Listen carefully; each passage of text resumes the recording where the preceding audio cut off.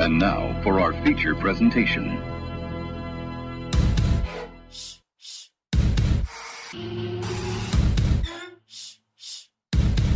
You're listening to the JB and Goldwater Show.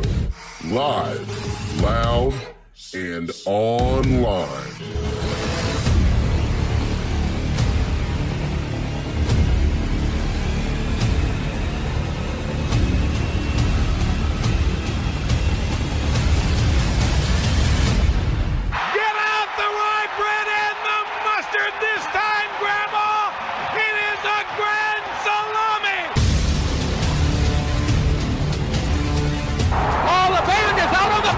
He's going to go into the end zone. Puts it up.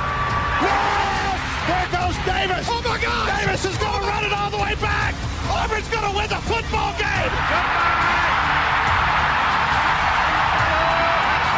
American football is finally the one. American football has won the Triple Crown. And Bonds hits one high. Hits it deep. It is out of here. Fly ball into right field. She is gone.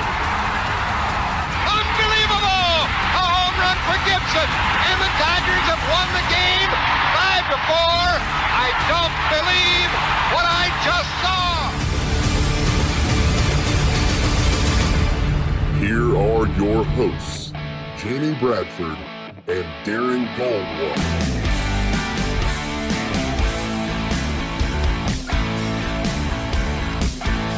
All right, greetings and a good Monday afternoon, and welcome aboard the JB and Goldwater Show, live, loud, and online, and 12:02 p.m. It is September the 14th. The JB and Goldwater Show, driven by our friends and yours at Stokes Volkswagen. Check them out at stokesvw.com. Check us out at jbandgoldwatershow.com, and also watch us daily on Twitter, Facebook, YouTube, Periscope, and listen for free. All of it is on the Podbean app. By the way, all those available options are on the website, jbandgoldwatershow.com. To my left is Darren Goldwater. I am Jamie. He is at Darren Goldwater on Twitter. I am at Sports Radio JB. Collectively across all social media platforms, we are at JB and Goldwater, Darren. And the first, not full, but I would say real weekend of football is now in the books. We're going to talk about that today with Reggie Merriweather at 12:30. Of course, he is the sideline reporter for the Clemson Tigers, and they took apart Wake Forest on Saturday night. Could have been worse, but we'll talk about that. We've got Wes Mitchell coming up at 1:30 today. We'll get an update out of Columbia. Still no official starter named by Will Muschamp. Expecting to hear that news today, maybe tomorrow, according to him last night in his Zoom press conference. We've got some NFL stuff to get to. We got the Major League Baseball to get to, a bunch of other college football notes. But most importantly, Darren, it was just good to have Friday night lights, Saturday college football, Sunday NFL. It felt normal. Didn't think it would be here. Well, a lot of people didn't. I did. But it was here. That's true. You've been Captain Optimism ever since all of this stuff started. So I'll give you that much. Yeah. The weekend was awesome, man. I sat around Saturday. I watched football all day. I sat around yesterday and watched football all day. I was on the Red Zone channel mostly, and then once it got into the second window, mostly Tampa and New Orleans. But for the college, just flipping through nonstop, and it was great. Well, I tell you what, I mean, the college football, by the way, if you'd like to be a part of our program, if you got something to say it. 843-321-8893. You can text that line as well. You can get in the chat room on Podbeam. You can tweet us whatever you'd like. If you've got an observation from the weekend that you think is newsworthy here, send it to us. You want to call? We'll take them. It's football season. Let's talk, no doubt. But Darren, I tell you, you know, as we kind of open this thing up with what are our takeaways from the weekend, well, you know, one of the main takeaways is the games early in the day were a lot better than people thought they'd be. Yeah. There was nothing, I would say, intriguing or daunting about that early afternoon college football schedule, but for the fact that we just hadn't really had it. Yeah. You know? Yeah, the 12 o'clock window wasn't anything spectacular, certainly not right out of the rip. It was, I was kind of waiting on the ACC games to get underway, and for the Notre Dame, which I guess counts as the ACC, to get underway. It does. It does now. Appalachian State Charlotte was remotely interesting. There was nobody there. It was pouring rain. Yeah. It wasn't an easy watch. But then things really, really got rolling in that second window. Things just got weird. Yeah. Things got weird, man. I mean, you start the day, you got Arkansas State, beating Kansas State, an upset there. Charlotte really hung around with App State till the fourth quarter. App State pulls away, and, hey, Charlotte covered. Just an FYI, Louisiana upsetting Iowa State this weekend, and didn't just upset them. They just flat out beat them. Pounded them. 31-14, the final there. Don't if you miss the game, don't make the mistake by looking at the Syracuse North Carolina game and thinking, oh, North Carolina just throttled them. That is not what happened. Now the final score, 31-6, yeah, it's a big score. I get it. That's not what happened. North Carolina scored 21 points in the fourth quarter. I watched a large majority of that game. Syracuse literally poo-pooed away multiple opportunities in the first three quarters. They could not score inside the 10-yard line. Their play calling was horrendous. Now, major credit to the North Carolina defense, but, for a Syracuse football team who supposedly can, throw the football, they didn't do it. No. Inside the 10-yard line. I don't know what was going on up there. But that game was a lot closer until North Carolina pulled away there at the end of the ball game. And, the best game of the day was UTSA and Texas State. If anybody missed it, 100 points scored in the game almost. And it was easy to miss that. That one, the Texas Tech game, was wild. I mean, it was the Syracuse game. They couldn't move the ball offensively. They were a disaster. Defensively, yeah, they were good in the first half.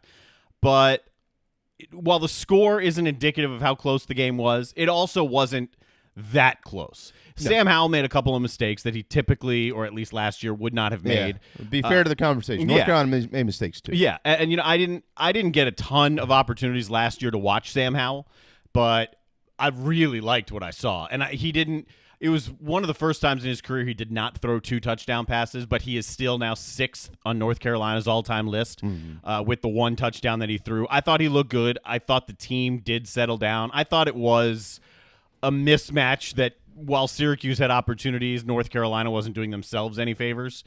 So maybe not as wide a margin as it was, but North Carolina was clearly the better team. And when you compare that offense to, say, Miami's offense, it's pretty different. And it was a more impressive looking offense. Yeah, it's an offense that should only get better as the season goes along, I would think. Yeah, I think the most important storyline from the weekend that we can all agree on is the Big 12's bust, and it was just a bad bust. I mean, it was just bad. It was a bad weekend for the Big 12. It appears, even though they played nobody, that it is Texas, Oklahoma, and everybody else in that league. That's what it appears. And we'll see how things unfold. But, yeah, Iowa State getting throttled by Lafayette, Kansas State losing Arkansas State, and then the Chanticleers of Coastal Carolina going up there and doing it again. And 38-23 is not as close as that game was. They killed them. I mean, it was 28-0. Yeah, and easily. I mean, the game's over at halftime. Kansas could not stop Coastal. No. Could not stop them. So here's a fun note. In the last 9 years, the Big 12 was 20-1 against the Sun Belt from 2010 to 2019.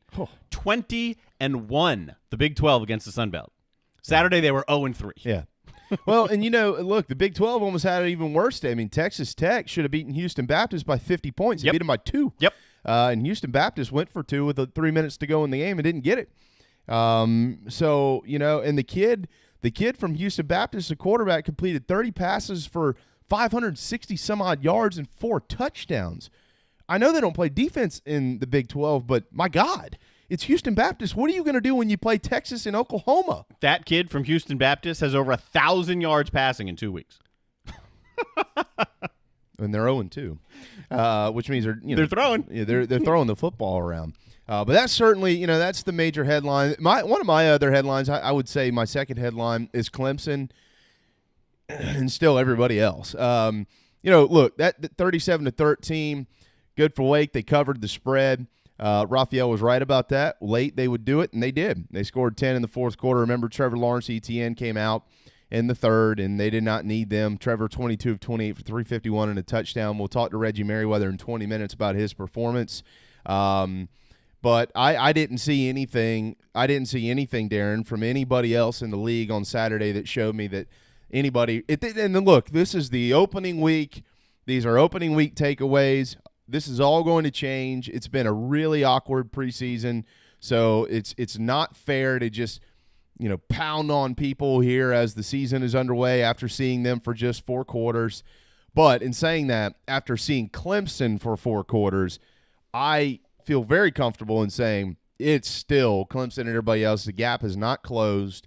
I do think that as the year goes on, Duke is going to beat a couple of teams in the ACC. I agree. I thought that they played well at Notre Dame. I like Chase Bryce. I think he fits David Cutcliffe in that offense perfect. I think that was a wonderful acquisition for the Blue Devils. I think it was a great destination for Chase to transfer to. Notre Dame should probably be pretty fine this year with the exception of when they play Clemson, and we'll see what happens when they play North Carolina. But it is no doubt about it, Clemson and everybody else still in that league. And I'm not sold based on 1 week and some overreactions in 1 week that Notre Dame's even the second best team in the ACC. I didn't think the way Notre Dame started was almost typical of the last few years. Notre Dame is slow to come out of the gates. Their defense looked good. Their defense looked fast.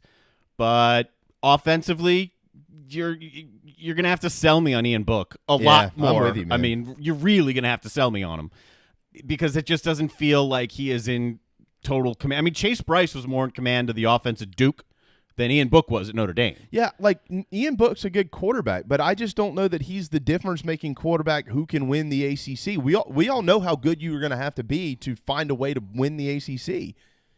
There's nobody that can do that. And I'm not taking anything away from him. I think he's a good player. There would be a lot of teams out there who'd do anything to have Ian Book as their quarterback. But we need to pump the brakes on, this guy is a dark horse Heisman and stuff. We've had people say that on this show, and I respect all their opinions, but no thanks. No, and I don't think he's a dark horse Heisman anymore. I mean, after that game, my guess is he's almost out of the Heisman race already. Yeah, I thought when you Texans turned on the Clemson game, though, watching them it wasn't like watching the college games that we've watched to start the year. It was a different team. They looked different. They played differently. They have markedly better athletes across the board. It's not close. Trevor Lawrence is an NFL quarterback. He has right now. Yeah, right now. Today. Right now. Yeah, today. Some of the throws he made were really spectacular.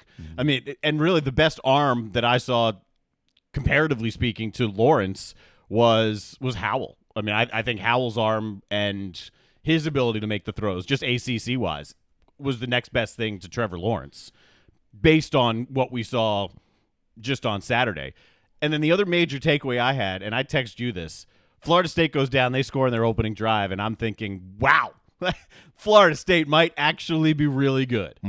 No. Yeah, and then instead it's the freshman quarterback from Georgia Tech, and what a start for the Yellow Jackets. Yeah, Jeff Sims at one point was committed to play football at Florida State, decommitted the week that Mike Norvell was hired, committed to Georgia Tech, and he was their starter, and he went and beat the team that he had committed to. That's 4 straight season opening losses for the Noles. They lost to Bama in 2017, Virginia Tech in 2018. The combined score of those 2 games was 48-10. They lost last year to Boise State 36-31. If you remember, that one was actually a pretty good game. And then they lost on Saturday to Georgia Tech. And, we kind of hinted at this all week. Nobody was necessarily willing to pick Georgia Tech to win the football game because, Florida State still has athletes. Like, you would think just based on that alone, they'd be all right. And they weren't. They went to sleep after going up 10-0. And Georgia Tech woke up, and the Sims kid made some great plays. I think it's crystal clear that James Blackman is just not the answer in Tallahassee. He might be the best quarterback they have, and that's not a good sign, but he's not the answer. No, and the first drive was the best drive. And even defensively, their first couple of possessions, they looked good. Now, granted, it was a Georgia Tech team still trying to figure this out in their second year, and a freshman quarterback and all that. But at the beginning, I really thought it looked great. and then it just stalled. It just there were no adjustments that were made. There were no progressions for this offense. I mean, so you come out, you script your opening drive, you script your first few plays, and that's it. Yeah. That's what it looked like for Florida State. It reminded me a lot of what South Carolina's offense looked like the last year. I mean, the Gamecocks would come out and play really well, and then they got figured out, and they couldn't make adjustments throughout the game. And that's what happened on Saturday between the Yellow Jackets and the Noles. Florida State, 35 carries for only 109 yards. And Blackman had 198 yards through the air. That's 310 yards, guys. I mean, it's just not going to do it. And then, here's Georgia Tech, who threw for 277 and ran for 160. 420, 30 yards or whatever it was of offense opening week under Coach Collins. That's a great win for Georgia Tech. I think now you look to the future and you go, okay, well, now wait a second here. So they beat Florida State. What wins do they have left on the schedule? How about this weekend? They've got Central Florida at 3:30 in Atlanta. 14th ranked Central Florida. Is that a game all of a sudden that they can win? Can they go up to Syracuse in week 3 and win that game? Will they give Louisville a run for their money in week 4? I don't know. I'm just throwing it out there. Are they going to beat Clemson? No, they're not. But, is Boston College on the table? Is Pittsburgh on the table? Is Miami, Duke, NC State? Are these games on the table? Is this a Georgia Tech team that in 11 games this year, Darren, can all of a sudden win 5 or 6 of them? I don't know. Maybe. Or is it a Florida State team that all of a sudden is going to lose 8 games? If Florida State can't look better and soon, then everything from the offseason starts to rear its head again with Mike Norvell. You had the issues with Mike Norvell coming out publicly saying he talked with the team, and then Marvin Williams saying that, no, he didn't. And then there were more issues further down the road with the wide receiving core, and then that apparently was smoothed out.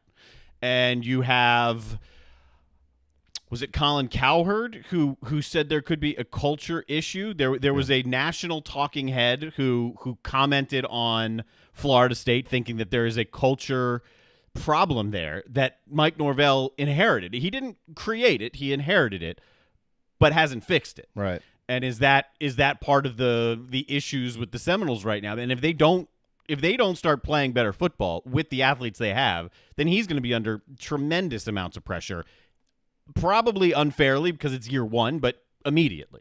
Let me throw this at you. I mean, and again, anything can happen. This is going to be a really weird year. Again, we're going to have people out. We'll get to the Georgia Southern thing here in just a minute, speaking of the Sun Belt and stuff like that. Week to week, there's going to be different challenges. There's going to be upsets. This is just going to happen. It's just an awkward year. However, try convincing me right now that they don't start 1-5. Want to know why I'm saying that? Go for it. Because they have Miami as their next ball game on the 26th on the road in Coral Gables. Then they do have Jacksonville State, where they should win that game. That puts you at 1-2. Mm-hmm. They go to Notre Dame. That's 1-3. Yep. You going to pick them to beat North Carolina, even in Tallahassee? Not right now. That's 1-4. And then the following week, they're at Louisville. So, right now, I've got a difficult time thinking that Florida State is going to be anything but 1-5. Could they be? Of course. After that, it's Pitt at North Carolina State, Clemson, Virginia, and Duke. Now, right now, the way Duke played, at the end of the year, look, hopefully teams get better, and hopefully Florida State's one of them for the sake of Noles fans and, the program. So that game could be very interesting against Duke on December the 5th, but you're certainly not going to pick them to beat Clemson. The Duke game looks a lot more interesting now. Pittsburgh, we know defensively the Panthers can play, and they won on Saturday, and they should have. You do have to go to NC State. So, look, when you've got 11 games, to sit here and say that it's out of the realm that Florida State could go 4-7 or 3-8 this year that's not that far-fetched to me at this point in time. No, it's not. And look, it's week 1, right? You don't want to overreact too much. No. Overreact in the sense of exactly what I did after Florida State's first drive, and now we're flipping the script and saying not only are they not good, they're about to be 1-5. It's week 1, and the cold cliche of weeks 1 and week 2. That's where you're going to make your most progress. We better see it. We better see it for Florida State and for Georgia Tech. Just how good can they be? Just how good was that Jeff Collins hire? What was the expectation for Georgia Tech this year? 3-8? Yeah, not great. I mean, they finally have some athletes that can run the system, but are you going to turn it around in year 2 and be a factor in the ACC race? That's not a fair expectation for them. No. But could it happen? I guess. You know, Well, you got a freshman quarterback. Right. He's going to make mistakes. He's going to make mistakes. They weren't flashy. They didn't overly impress me. The bigger takeaway was, congratulations, Georgia Tech, but oh my God, Florida State. Mm-hmm. That's the bigger takeaway. Yeah. I think, and I know it's about time for a drink at the Dog and Duck, but I think, I'll be honest with you, I think this coming week's game against UCF is more of a barometer game for Georgia Tech than the Florida State game was. And we can all have a drink as we watch it. We can do that at Dog and Duck. They have all the games on Saturdays and Sundays. In fact, I popped in briefly to watch the end of the football team's game yesterday. 3 locations in Mount Pleasant. There's Bell Hall, there's Park West, and there's also over at Clements Ferry Road. And don't forget to get their wings. Yeah. I think that'd be a top 15 win. Right. And following up on a win against Florida State with another win. Yeah. So it becomes a pretty big barometer game. Yeah, it'd be something to see. The Sun Belt, the surging Sun Belt. Yeah, what a weekend for the Sun Belt. You know about the teams that won, the 3 teams that won via the upset, but how about one of the teams that didn't win via upset but won anyways? Georgia Southern. Georgia Southern wins the game. And it's not. This isn't a game that nationally is getting any traction, nor should it be. It's 27-26 over the Campbell Camels. Well, why are we talking about it? Because before the game, it was announced that Georgia Southern had 33 players inactive for the ball game. Some because of COVID, some due to coaches' decisions, some due to, I think, suspension. And there was one other reasoning in there. It wasn't 33 players necessarily just for COVID, but all of that together, 33 players out of the game, and they're down 13-6 at halftime. They're down 20-13 entering the fourth quarter, and then they find a way to put 2 touchdowns on the board in that final period and win the game 27-26. So it was really a remarkable feat, if you ask me, having 33 guys out, especially in the first game of the year where you're really still trying to work out the kinks.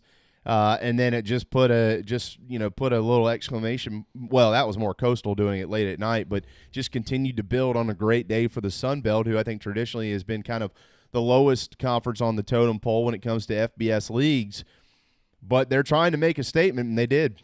So Arkansas State was down a whole bunch of guys too. They were down 8 starters, and they beat Kansas State, and that was a heck of a game.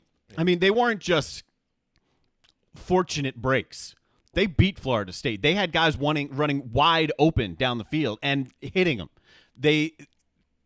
Arkansas State was the better team against Kansas State. The Big 12 and Iowa State. We had people on this show saying maybe Iowa State wins the Big 12. And it was JC, and we'll talk with him about that on Wednesday. Yeah, that's not going to happen. No. That's not going to happen. And the Matt Campbell star rise. Yeah, he should have left 2 years ago. Yeah, because the star rise is not rising anymore. No. Because a week 1 loss like that, Louisiana was by far the better team. By far the better team. I hadn't realized how strong Louisiana was last year, the offensive production that they had last year. But to carry it into this year, it was one of the biggest wins in program history, in conference history. Mm-hmm.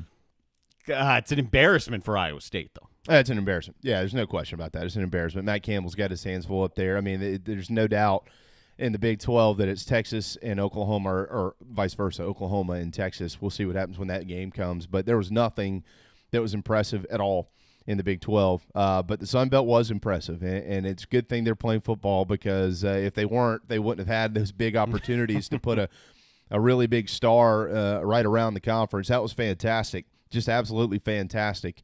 And then, finally, look, I think the other top storyline is the games that were played. How about the games that weren't?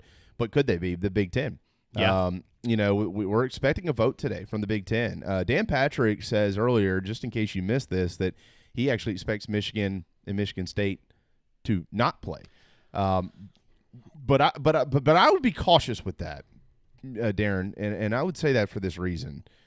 You need 9 votes. All right. And I know the state of Illinois teams aren't planning on playing. Maybe Maryland, Rutgers. If that final vote comes down to the Wolverines, you might want to vote in favor if your rivals around you are. That's why I was, and we had this exact discussion, right? When I saw what Dan Patrick said this morning, I did a double take because I agree, and we discussed, Michigan and Michigan State will not be the first two to jump aboard the Let's Play bandwagon. Mm-hmm. But if Penn State, Nebraska, Iowa, Ohio State, leave it at those four right now. If those four are on the bandwagon, and Michigan and Michigan State say, sorry, that's when their donors are going to start having some major problems. Yeah. Which then become major problems for the athletic department. That's 100% right. So, I mean, I get it. You know, that might be the initial response. Look, we're not playing, but when those 7 and 8 figure donors are knocking on your door saying, Ohio State's playing, Penn State's playing, we're not playing. Oh, you know, I was thinking about giving you another $10 million this year for whatever project that is. I think I'm gonna take a trip instead. Yeah. I'll give it to my other kid's school. Yeah, you know, I'll give it to Ohio State. You know, I mean, that's not going to be good internally at Michigan if they are the nay, and Michigan State if they're the nay votes that keep this thing from happening. And remember, it comes down to the presidents, the chancellors, and Michigan State have two long history of doctors, science backgrounds who are sitting there, which is why it's not surprising that they would be hesitant. But if the conference moves forward and they're not there, first of all, if the conference goes forward and they don't come along with it, I don't think the conference will have enough to play. Well, they won't. No, so, they would keep the rest of the conference from playing. Right. So it's not only hey, you guys aren't going to play. It's hey, not only did you not play, you caused all of us not to play. Yeah. Because we were all ready to go. I mean, you watched football this weekend. Should the Big Ten not play? Based on what you've seen, I know that there's teams with guys out and things like that. I know that. But based on the entire package of what you saw this weekend, should the Big Ten choose not to play based on the fact that we saw it happen? I saw a tweet on Saturday morning. It said, imagine waking up as a Big Ten fan today. I was like, yeah, I can imagine. Yeah. I'm sitting right here imagining that and watching the success. Now, I guess we have to wait a couple of days here. I mean, we've already had week 1. This was technically week 2. We have to wait a couple of days to see the results of everything, but watching it and how everything was pulled off, there's no reason that I can sit here and say, well, no, the Big Ten shouldn't have been a part of that. And speaking of that, I'll throw this in because it's in the Big Ten's footprint, Notre Dame. What they did with their students and their atmosphere. Oh, it's killer. Perfect. Yeah, killer. Perfect. I mean, I would even go as far to say as SEC, ACC, Big 12 schools that are laying out their plans for their fans and they're including donors. And look, do what Notre Dame did. Make sure your students, any student who wants to come, you can come. Yeah. We'll seat you or stand you, whatever you want, with the group of kids you're generally living with anyway, and space you out. Once we have all the students who want to come, then we've got extra tickets and we'll figure out what to do with those extra tickets because it became an actual atmosphere there. They did it right. It was great. It was the best thing I saw this weekend. Absolutely. Yeah, I totally agree, man. It was a wonderful atmosphere, and Notre Dame, of course, gets the win in that ball game. Clemson did win. They have players and coaches meeting with the media today as well, so we'll give you some updates on that coming up here in just a little while. Also have players meeting with the media in Columbia. Wes Mitchell is going to join us at 1:30. We'll talk about some of that. We'll also talk about a couple of high school prospects that had big-time Friday nights, quarterbacks. One's coming next year. The other is coming the following. And so Wes will give you an update on that. Speaking of quarterbacks, so maybe an update on the battle ongoing in Columbia. I'll tell you why this is a really good sign for South Carolina in just a little while. We've got NFL. We got Major League Baseball. It's all ahead on the JB and Goldwater show. But up next, the Clemson Tigers head to Winston-Salem this weekend and win. Reggie Merriweather called the game on the Clemson Tigers Sports Network. He will join us right here on the JB and Goldwater show, driven by Stokes Volkswagen, when we return. This is Mike Mazzell for Stokes Volkswagen on Ashley Phosphate Road with exciting news. Every 2020 Tiguan S, our best-selling third-row SUV, is $3,500 off plus 0 APR for 72 months. But wait, there's more. With $299 down, you can own the Tiguan S for just $299 per month for 72 months at 0% APR. Not just one at this price, over 22 Tiguans to choose from. All $3,500 off plus 0 APR for 72 months and $299 down, $299 per month. Best of all, at Stokes Volkswagen, we are so desperate for used cars that we'll take any trade in any condition, running or not. We need your trade more, so we'll flat out give you more. And don't worry about your credit. Our lenders are more lenient than ever. So if you're interested in saving $3,500 on a new Volkswagen Tiguan S and owning it for $299 down, $299 per month, come see us today at Stokes Volkswagen on Ashley Phosphate or StokesVW.com. Peace and love at Stokes VW. Plus tax tag includes $399.50 closing fee. Offer subject to lender approval. Expires month end. DB's Cheesesteaks, the tastiest, juiciest, and now award-winning cheesesteaks in the Low Country. DB's Cheesesteaks delivers, and not just in quality. Download DoorDash, Uber Eats, or your delivery app of choice and have it dropped off at your doorstep. Original chicken, buffalo chicken, even pizza cheesesteaks. Not to mention incredible cheeseburgers, massive hot dogs, and dynamite hoagies. It's all there for you and your family. DB's Cheesesteaks in West Ashley. dbscheesesteaks.com.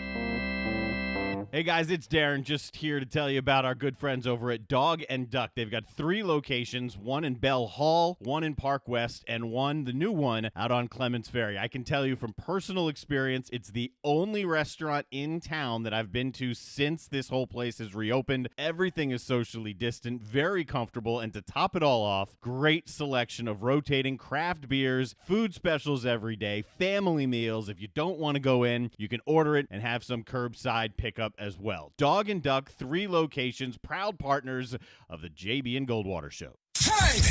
Now, hear this. Who the hell is that? The JB and Goldwater Show, live, loud, and online.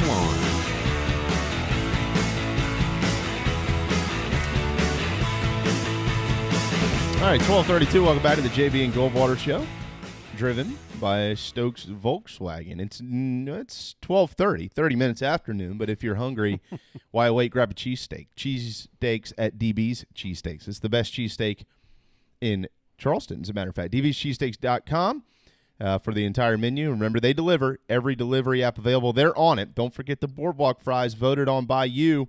DB's Cheesesteaks, the #1 choice for cheesesteaks in Charleston. That's because it's the best. I eat there all the time.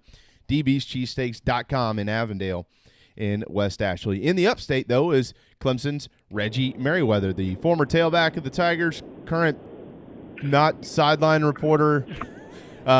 He's Current watching on TV in a room guy. More of a studio/stands reporter. He joins us now to discuss this weekend's win over Wake. Hey, bud. Fellas, good afternoon, and feels great to be a winner that first Saturday of 2020 COVID / probably the worst year possible ever. But if you got a win yesterday, or if you got a win on Saturday, man, it feels good walking into work a winner. Yeah, no kidding, man. I mean, there were so many who questioned whether we'd see the sport. We saw it, and of course, Clemson goes out there and gets a win. And from what I understand, Reggie, I guess we'll find out in the next day or so, to be sure about this, but I don't think there's anything COVID-related coming out of this game. Sounds like everybody played, everybody's safe. Yeah, and I think the big point of this is, too, obviously, when you travel, you go on the road, it's that unknown. Obviously, you don't know what you don't know, but when you start talking about traveling 80 to 100 guys, it's hard to keep tabs on everybody. And obviously, you're not renting out entire facilities to hold these guys at. And, if you fly, you're not, renting out a whole airport, so you don't know what you don't know as far as traveling. Of course, the guys wear masks. You saw them on the sideline wearing masks. And, I just pray that everybody's safe and there's no positives that come out of this testing that's coming up this week for all the guys that traveled. And obviously, SEC pushed their season back. Pac-10, Big 12 is considering – Big 10 and Pac-12, they're considering playing again. And, they're meeting and supposed to be voting here pretty soon. But again, you don't know what you don't know, and obviously, everybody played this past weekend. Had a couple guys that sat out, but just hoping everything continues to run smooth these next few weeks of the season. Reggie Merriweather joins us. As you watched that, how odd was it trying to be a sideline reporter in the setup? I saw some of the pictures. I mean, you guys had a couple monitors. You're sitting around with at tables. It's similar to how I called a game on Friday night for a high school game. But how odd was it for you guys to try and acclimate yourselves to call a radio game that way?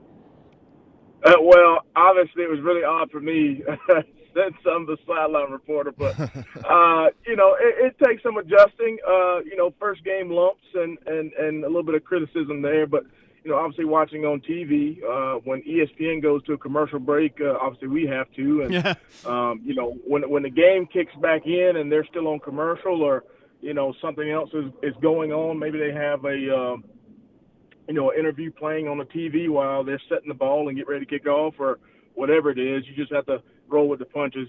Don Munson has been in this business for a very long time, man. He's a professional.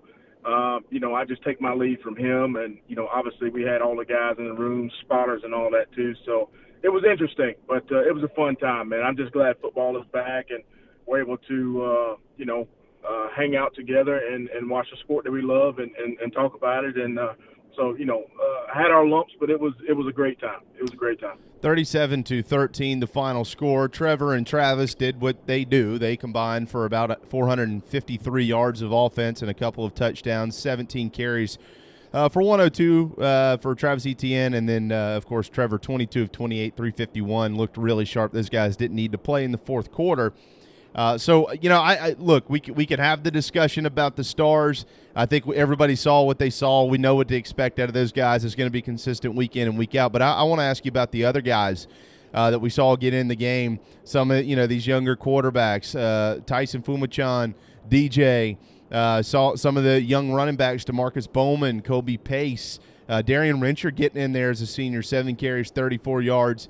For him, the depth that all of those guys are able to provide the stars in the lineup. Yeah, and going back and talking about Darren Richard, I mean, obviously we can't sing his greatness, man, because the kid, man, not only is he outspoken off the field, he's one of those leaders. Getting goosebumps just talking about him, man. He's one of those kind of unsung guys. If you think about like Tony Elliott's of the world, man, he's got a great backstory.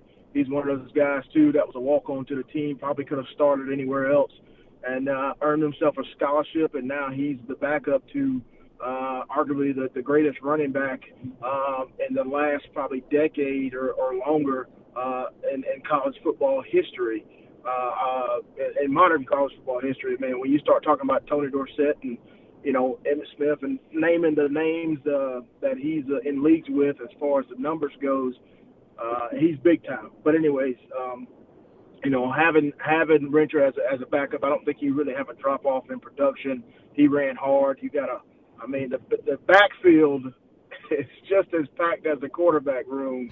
And if you know anything about the recruiting, Dabo Sweeney and the rest of these guys, man, they recruit high talented kids, but very high caliber as far as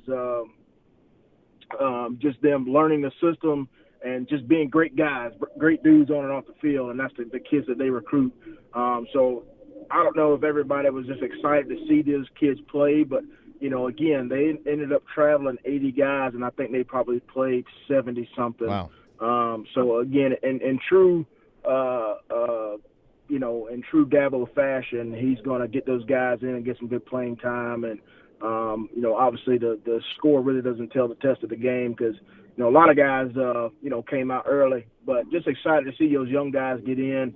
And, I think offense played well. They had a lot of good tape come out of this game. Even, like I said, again, 37-13 really doesn't tell the test of the deal. But no. I think they did a really good job of, getting those guys in. Travis, like you said, took over the game. We really got to see those wide receivers, Ladson filling in for Ross, which some really big shoes to fill. But I think they played well. We saw Aju and, just a bunch of guys that really didn't get a lot of playing time last year that are really stepping into their roles this year. Reggie, what was your biggest positive takeaway from that game? Was it the wide receiver group who were, in terms of production, largely unknown, just simply in terms of their usage over the last year or so? Was it that? Was it the defensive line filling in nicely as they did, or was it something else? Well, I tell you, my keys to the game are usually the offensive line and defensive line. I'd say they played pretty decent. I think Wake Forest did throw some exotic blitzes, bringing 5, 6, 7 guys at one time that his young offensive line had to kind of deal with. But my biggest, I guess, surprise was the secondary. I mean, you take about 3 or 4 guys out of the lineup. I ended up going to the league this past year, and you throw a couple guys that started a few games last year but hadn't played in probably 90 minutes between all 3 or 4 of them apiece in a season. But you think about how they were able to come out. They had some big plays. Now they gave up a lot of big plays, but they never gave up, and I think that's a real testing sign of how good these guys can be and will be in the future. Yeah, you're talking about defense. I mean, how about Miles Murphy? It's his debut. He gets 2 sacks, 3 tackles for loss, 7 total, leads the team in tackles for the Tigers. I asked you. Mike Jones had a decent day. Tackles are really spread out. As a matter of fact, if you really go look at the list, I think they had 70 tackles or something like that. And there's a bunch of guys that got in there. Brzee gets in there in his debut, and he is credited with half a sack as well. But Reggie, I asked you about these young guys and about that defensive line and how they were able to manage quarterback Sam Hartman and the Wake Forest offense. I ask you for this reason. Sam, 11 of 21 for 182 is actually fairly respectable against the Clemson defense. It's not going to blow you off the board or anything like that. But I think as the year goes on, Reggie, there's going to be more people that realize Sam Hartman's actually a really good quarterback, and I think that's a lot more credit that will be deserved for that Clemson defense and managing him the way they did. Yeah, and here's the crazy thing. A lot of people don't realize, and I think we talked about this last week, talking about Brent Venables and how he was praising this defensive line. They've got some tape to watch where Hartman was able to get the ball out fast, elude a few tackles here and there. For the most part, man, he played well. But again, you've got a couple of guys on that front line. So take, KJ Henry. 4-man pressure, he gets a sack. Brzee comes in, I think the next drive or the next series, gets double team, breaks through the double team, gets a sack. I mean, these guys, were all over the field the whole night. But he was able to switch between a 3-4 and a 4-3 and get pressure on the quarterback, with just 3 or 4 guys the entire time. They didn't have to blitz, but when they did, put the secondary in a few positions where they had to cover down the field, and they had a couple of big plays. But like I said, again, going back to last week, we're talking about Venables and him praising that defensive line. I guarantee you this week he is on them as far as watching that tape, and he's telling them, hey, guys, you could be great. You could be one of the greatest defensive lines that ever came through Clemson, but, we've got to fix these mistakes. And like you said, again, I think the ACC has some of the most underrated quarterbacks in college football. And then you have, like you said, guys that preach, well, the ACC is a subpar conference and blah, blah, blah. But I tell you what, Notre Dame, since they're playing a full ACC schedule, they're going to get a heavy dose of what, Clemson and the ACC can do. And, if we're comparing Notre Dame with some of the, greatest schools in the country, then ACC has to be better than what they say. And obviously, again, playing against this great defensive line, you had their lumps. This is a young defensive line as well, too. And they're only going to get better as the weeks go on. And like I said, we're only going to face better quarterbacks as we play. So I'm excited for next week. And I'll tell you what, man, the future is very bright. Very bright. Yeah, there's no question. Reggie Merriweather, 12:44 here on a Monday afternoon. Yeah, you're 100% right. I mean, this before long they'll start comparing this defensive line to that of a couple of years ago when all those dudes came back and then left for the league. And look, Reggie, I agree with you about the quarterback thing. I asked I asked J.C. Sherbert, who owns thebigspur.com, last Wednesday, who's the better quarterback league, the ACC or the SEC? We were playing a little ACC-SEC game. He says the ACC, and I agree with him. I think they're deep. Did look around the league. I mean, it's crystal clear that it's Trevor Lawrence and every other quarterback, and it's Clemson and every other team. I think the league is better, at least the top half. Notre Dame, North Carolina, we'll see what ends up happening with Miami if there's another team or two that emerge, like a Virginia Tech or who knows. That could happen. But there's no doubt about it, Reggie. And it might even be a bigger gap this year. I think there's some people that think the gap's closed. I think there are teams that have gotten better, but I think Clemson's gotten better. So I don't know that the gap is actually that much closer. I think Clemson is there's no question they're the best team in the country. Yeah, and then you've got, again, Trevor Lawrence, who this is his third year. He's got a couple new faces at wide receiver. But, obviously between Trevor and Travis Etienne, I mean, pick your poison. You're going to put 6-7 guys in the box, to stop that Travis Etienne run. Then guess what? Trevor Lawrence is going to have 2 rushing touchdowns like he did in the red zone this past game. Or you're going to, just live with 6 men in the box and try to defend, all these guys like Ladson and all these guys on the outside. So, it's kind of pick your poison. I think, again, when you look at this team as a whole, they played great, even though they had some sloppy plays, and obviously they have the Jimmies and Joes to make those plays happen, even if they do break down. And like you said, again, I really think it is Clemson and then everybody else, just because they have those special guys on the field. I'm not saying that they won't struggle this season, but I tell you what, man, it's the X's and O's rarely change. Like I said, again, it's the Jimmies and Joes that make the difference. And if you got a guy on the outside that's 6'4", 6'5", and running a 4.4. And, you got 3 of those guys, it's kind of hard to keep them from making big plays. And then you've got Trevor Lawrence in the backfield. And, again, this is a team that has a bunch of different weapons all over the field. And it's hard for a defensive coordinator, and it's hard to have those matchups and them not prevail most of the time. Talking with Reggie Merriweather, former Clemson running back, now on the sidelines for the Clemson radio broadcast. How about Trevor Lawrence saying before the game, which is not shocking, right, that he is going to leave after this year. I didn't know that he would graduate in December, which is also what he said. But did that have any impact in the team, knowing that this was an expected announcement anyway? I mean, does that have any effect? No, and I just, and I laugh at that, because some people, man, you would think that they would be a lot smarter when it comes to athletics and that type of stuff. So once these guys get into school, yes, they want to graduate, they want to help the numbers, they want to make get a degree and all that type of stuff. But the point of going to college, right, is to give yourself a chance to make it to the next level and to make money. People work, 9 to 5 for 30, 40 years and don't even scratch the surface of what these guys can make. But it's funny that people will say, well, if Trevor Lawrence and ACC or whatever doesn't play this year, he's going to come back. And I think we touched on this last week.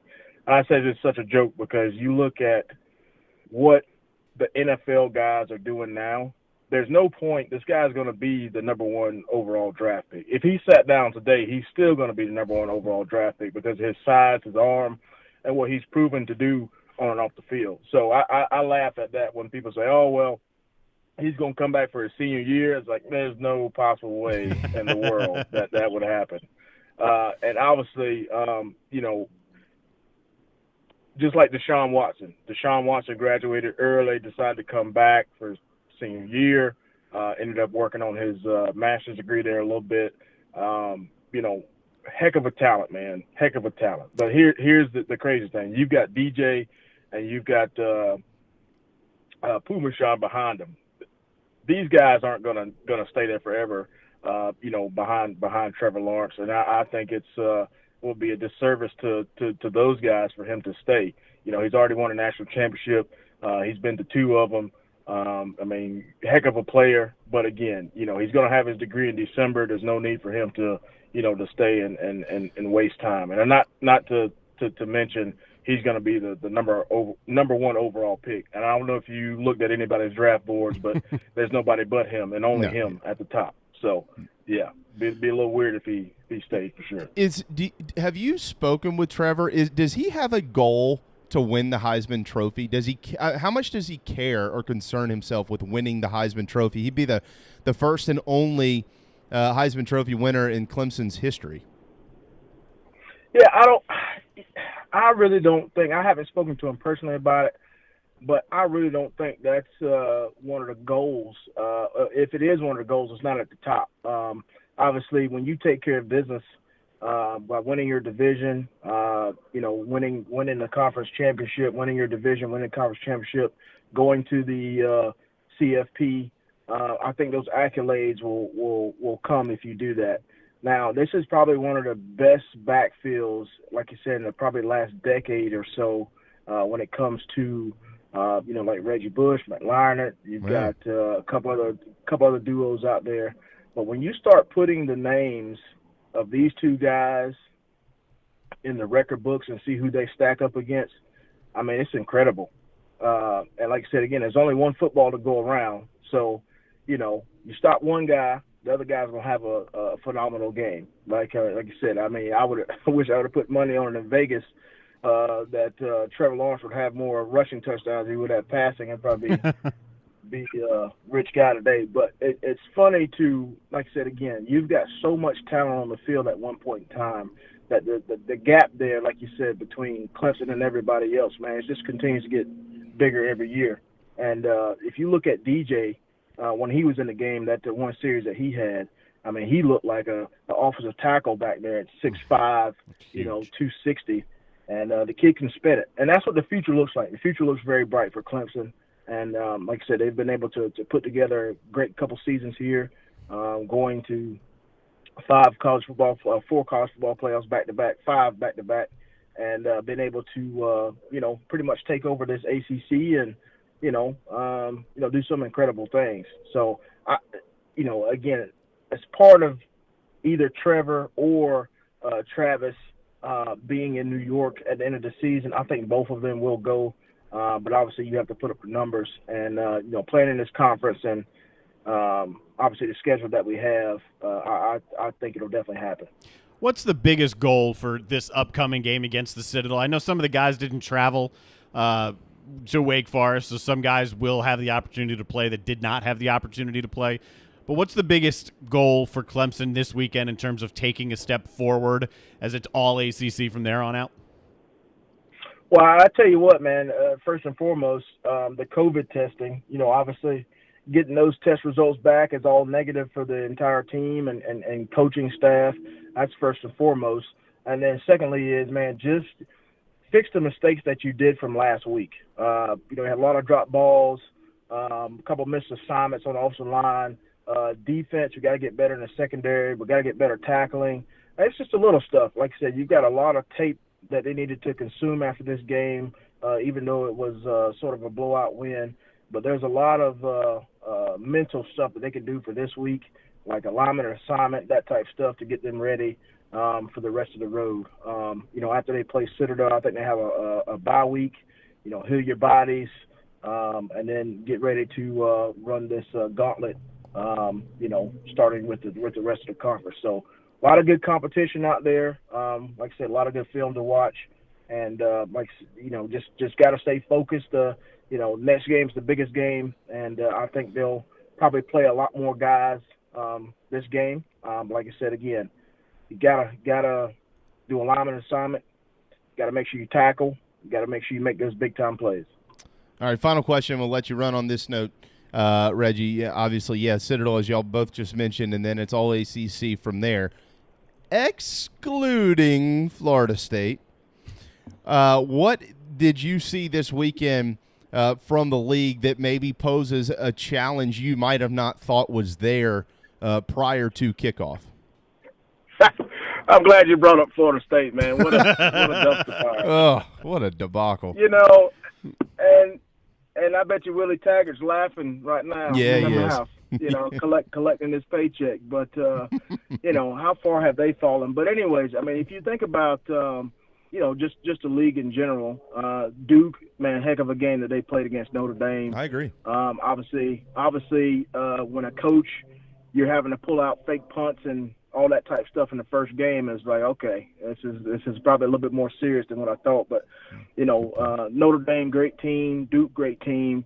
And it came down to just a few plays in that game that turned the tides. But I think, again, you're looking at Georgia Tech team who had a ton of rushing yards, were really bad in the red zone, but they were able to pull out a W. And then you just look at the rest of the league there with North Carolina, great quarterback play there, a couple of big-time plays in that game too against Syracuse. But I really don't think anybody poses a real challenge to Clemson, and just the fact that if they get off the bus, they're not going to intimidate the team. But obviously, again, with the secondary of Clemson being new, trying to get everything, learned and down so Venables can open up the playbook there. I think that's one of the biggest things, too, that we have to look at. But obviously, they're going to get back and look at the tape, and, they're going to prepare for every game like it's the best game of the season, And I think that's what Dabo does and the coaching staff does really well. They won't let anything slip through the cracks for any team that they play, even Citadel. So I would say, biggest challenge posed right now on the chart would be just the next game. Like you said, again, having the COVID testing, make sure everybody comes out safe and healthy, and then obviously stay away from injuries. But, as that Notre Dame game looms on the schedule too, that's going to be one of the big-time ones. And obviously, Georgia Tech, seeing what they did that first game, and North Carolina, Duke, all those guys somewhere on the schedule. But, excited to see that these guys are playing, excited that football is back. And like you said, man, it's Clemson way ahead of the horses in this ACC race. Yeah, there's no. They're in their own race right now. As long as they play well, they shouldn't have any problems in the next 10 ball games. Reggie, thank you so much. We really appreciate it as always. Great job. I was checking in on you from time to time to make sure you hadn't fallen asleep on us on Saturday night. You sounded good, my friend. Well, I tell you what, man, it's a different experience, different challenges. The next one's going to be the best one, though, man. I appreciate you guys for having me on again. Always. Look forward to talking to you next week. And until then, thank you, Reggie. Yep. The former tailback of the Clemson Tigers, current kind of sideline reporter, Reggie Merriweather. 12:57 on a Monday afternoon. It is September the 14th, and it's time for a timeout. When we return, we'll get into the NFL. We do have a couple more notes to grab in college football. We've got some baseball to get to as well. Wes Mitchell at 1:30. A lot of quarterback talk in that conversation, the current and the future as well. So hang tight. The JB and Goldwater Show, driven by Stokes Volkswagen, will be right back. DB's Cheesesteaks, the tastiest, juiciest, and now award-winning cheesesteaks in the Low Country. DB's Cheesesteaks delivers, and not just in quality. Download DoorDash, Uber Eats, or your delivery app of choice and have it dropped off at your doorstep. Original chicken, buffalo chicken, even pizza cheesesteaks. Not to mention incredible cheeseburgers, massive hot dogs, and dynamite hoagies. It's all there for you and your family. DB's Cheesesteaks in West Ashley. dbscheesesteaks.com. At Patriots Point Naval and Maritime Museum, families walk in the footsteps of our nation's heroes, the brave ones who risked their lives to defend our way of life. Home to the aircraft carrier USS Yorktown, USS Laffey, and the USS Clamagore, there's more than 1 million square feet of exhibit space to roam. White Glove certified, we have several new health safety measures in place to enhance the visitor experience. Come for the day and leave feeling inspired. One of the most impressive museums in the country, located right here in Mount Pleasant. Visit patriotspoint.org for more. We'll see you soon. Hey guys, it's Darren, just here to tell you about our good friends over at Dog and Duck. They've got 3 locations, one in Bell Hall, one in Park West, and one, the new one, out on Clements Ferry. I can tell you from personal experience, it's the only restaurant in town that I've been to since this whole place has reopened. Everything is socially distant, very comfortable, and to top it all off, great selection of rotating craft beers, food specials every day, family meals. If you don't want to go in, you can order it and have some curbside pickup as well. Dog and Duck, 3 locations, proud partners of the JB and Goldwater Show. This is Scott Glaze, head golf professional at the Links at Stono Ferry, located on the outskirts of Charleston, South Carolina. I'm inviting you to tee it up on one of the most scenic and challenging courses in the Low Country. Our back 9 is highlighted with 3 holes that border the Intercoastal Waterway. Visit StonoFerryGolf.com to book tee times and discover all that Stono Ferry has to offer. The Links at Stono Ferry is a former South Carolina Golf Course of the Year and is also home to the College of Charleston men's and women's golf teams. Come see us. We would love to have you. StonoFerryGolf.com. Hi, I'm Chris Half, Public Information Officer at the Patriots Point Naval and Maritime Museum. We're home of the mighty USS Yorktown, USS Laffey, Flamagore, and Vietnam experience. And we're a proud partner of the JB and Goldwater Show. We invite you and your family to come see us and enjoy a day on Charleston Harbor. Visit patriotspoint.org for more information. And now, it is my honor to present the National Anthem.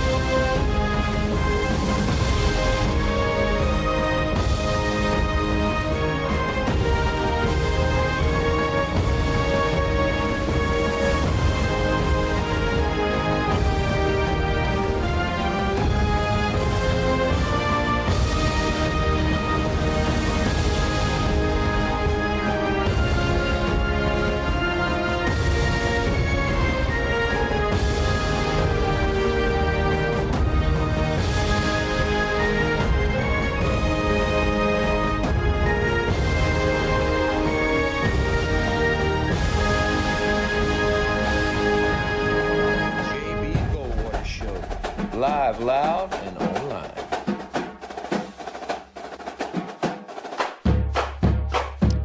All right, 101, final hour of the JB and Goldwater Show, Monday, September the 14th. Welcome back. Thank you for joining us. That is Darren. I am Jamie. You can watch us on Twitter, Facebook, YouTube, and Periscope. You can listen on the Podbean app. It's all free. JBandGoldwaterShow.com for all of those available options and much, much more across all social media platforms at JB and Goldwater. If you haven't followed us individually, you should do that. He is at Darren Goldwater, and I'm at Sports Radio JB. Thanks to Reggie for joining us in that last segment. Wes Mitchell coming up at 1:30. Still not officially decided by Will Muschamp and Mike Bobo who the starting quarterback will be next Saturday against Tennessee, but we'll get his thoughts on it. Should get an announcement in the next 48 hours or so out of Columbia.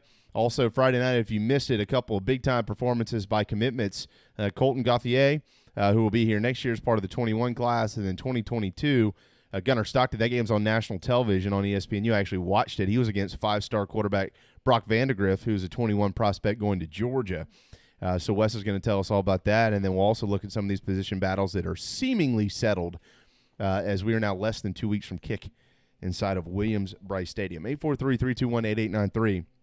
That is our phone number. That's also our text line, 843-321-8893. By the way, this coming weekend's Virginia Tech game has been postponed because of COVID. That was a really weird announcement. I saw it Saturday morning watching College Game Day. They didn't say anything about positive tests or anything. They just said it was COVID concerns. I'm assuming that is contact tracing related. Is kind of the way the language has been going lately. Yeah, we saw a few of them out of the Big 12. That one was disappointing, particularly for what Virginia Tech, who was supposed to have a game with NC State already. So now they've got two of them already postponed. Yeah, right. And I'll say this just to throw it out there. I am concerned that the Gamecocks game could be postponed with all the issues Tennessee has because there's no indication that that's getting much better down there. All Jeremy Pruitt keeps saying is, we can't really even have a whole practice going right now. So yeah. I hope that stuff gets cleaned up here in the next couple of days so that we're not talking about this and the Gamecocks in the same breath. Yeah, I hope not. We'll ask Wes about that coming up here. I haven't heard anything out of Knoxville since early last week. Plenty of time between then and the game to have plenty of guys, but we'll see. Also, Texas A&M, their top wide receiver has opted out of 2020. That is a huge hit to Kellen Mond and that A&M offense, who is hoping to contend with Alabama, maybe be the spoiler in the West. But without him, the challenge gets greater. All right, in the NFL tonight, there are two games Monday Night Football On ESPN 7:15, it's the Steelers and the Giants from MetLife Stadium in East Rutherford. And then late night, 10:10, Titans-Broncos. A couple of, whatever, for the opening weekend, kind of interesting games. Pittsburgh, 5.5-point favorites. Tennessee, they're 3-point favorites. But yesterday, Seahawks beat the Falcons by 13. Bills 27-17 over the Jets. Josh Allen threw for 312 and 2 touchdowns. I always keep an eye on him because he played at Wyoming. When I went to Wyoming, I saw his locker. Got to sit in it for a second. Oh, wow. The Bears. Big day for Jamie. Yeah, it was cool. I actually didn't even know I'd sat in his locker. The guy that I was with said, you're sitting in Josh Allen's locker. I said, I'll be damned. Bears beat the Lions. Who doesn't? 27-23. Packers over the Vikings, 43-34. Dolphins defeated by Cam Newton and the Patriots. We'll circle back to this one here in just a minute. 21-11, the final score there. How about Washington? 27-17 over the Eagles. I was way off in my predictions this weekend. Raiders 34-30. They beat the Panthers. That was a good one. We'll talk about that in a minute as well. Jaguars, Colts. Jags beat the Colts. Ravens beat the Browns. Chargers over the Bengals 16-13 in Joe Burrow's debut. Cardinals over the 49ers 24-20. Deebo Samuel still out there. Nuke Hopkins, though, did have 151 yards in that game, receiving 14 catches. Wow. For the former Clemson star. Rams beat the Cowboys. And, of course, Brady Breeze. It was Breeze, 34-23. That one looked like a runaway for a while until the third quarter. The Bucs started to make a little bit of a comeback, but the Saints would put 10 on the board in the fourth, and that would be all she wrote. By the way, I do think in that game, we'll start there with these two QBs. I do think that offense, I like the offense with Tampa. It's a good offense. It's as the year goes on, it's going to continue to get better. He just needs some time to kind of get his feet underneath him down there. The Bucs, they'll be in it. They'll be in it. But it was a great win for the Saints to open the year. How about this? Tom Brady is the first quarterback with 3 straight games with a pick six since Matt Schaub and Blaine Gabbert in 2013. Another nugget from Brady's inauspicious debut yesterday. Yeah. Last year, how many 2-interception games? Yeah, just none. Just none. Just none, huh? This year, 1. No. He'll be all right. I think he'll be okay. I like the offense. There were just some mistakes and some overthrows and some guys, but overall, once it's clicking, I think they'll be fine. Jared Cook had 5 catches for 80 yards in that game. The former Gamecock tight end who's down there in New Orleans now. Yeah, look, I was surprised like that wasn't the Sunday night or the Monday night game with those two guys going. No, but they were put into the Fox Game of the Week window. So Joe Buck, Troy Aikman, Aaron Andrews broadcast went out to almost the entire country. There were 2 other games in that time slot, and there were a couple of areas. Well, all of California had one of them. I think the Chargers game. But then a couple different areas spliced in and out. But basically everything – I'd say 45 or 46 states were blanketed with that one game, so they put it in their biggest window. Yeah, it was. I mean, it was interesting to watch. I